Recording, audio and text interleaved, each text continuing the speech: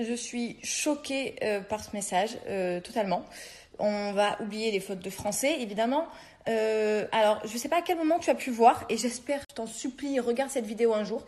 À quel moment tu as pu voir que ma problématique était je suis anorexique. Je crois qu'il faut que je le répète à chaque fois, c'est pas grave, je vais le répéter encore une fois. L'anorexie est une maladie, voilà, dont beaucoup de jeunes filles et jeunes garçons sont atteints et qui est très grave. Je touche du bois, ce n'est pas mon cas. J'ai un gros problème de minceur, ça c'est exact. Mais en aucun cas c'est lié à une maladie, donc à l'anorexie. Mais bravo. Bravo pour ta remarque, elle est très intelligente. Elle montre à quel point tu peux être compatissant pour ceux qui sont réellement malades, pour ceux qui ont de réels problèmes et pour la famille de ceux qui vont subir cette maladie-là.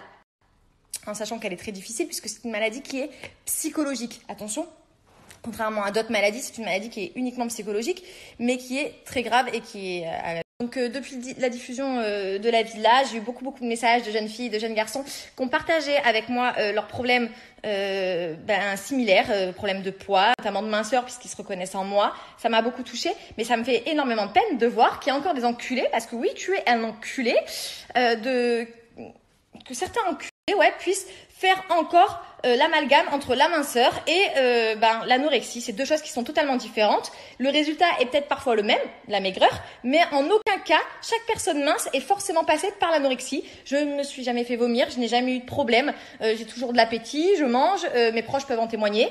Mais je ne suis pas malade, voilà. Donc, je pense à ceux qui le sont, de voir que certaines personnes puissent insulter la maladie comme ils pourraient insulter quelqu'un qui a un cancer, n'importe quelle maladie en fait, qui est grave et qui peut notamment être fatale pour certaines personnes. Et en ce qui concerne la deuxième partie de ton message, je vais me justifier, mais très rapidement. Si j'étais mégalomane et que je ne pensais qu'à moi, j'aurais laissé un jeu de séduction beaucoup plus important s'installer entre Virgile et moi pour derrière lui dire en fait non, t'auras R. C'est pas le cas, j'ai pris mon temps. Certains sont patients, d'autres non, d'autres ont de la pudeur, d'autres non. Moi, j'ai fait les choses à ma manière. Au final, le résultat est plutôt réussi, donc voilà. Mais merci à toi de montrer à quel point il y a des gens qui sont bienveillants, d'autres malveillants, certains gentils, d'autres méchants, et de voir que toi tu fais partie de la catégorie de ceux qu'on a envie de voir se faire écraser par un ours polaire dans la ville, voilà, quelque chose comme ça. Donc j'espère qu'un jour tu saigneras du nez avec des requins, voilà, qui te grignoteront, pas que tu meurs, qui te grignotent.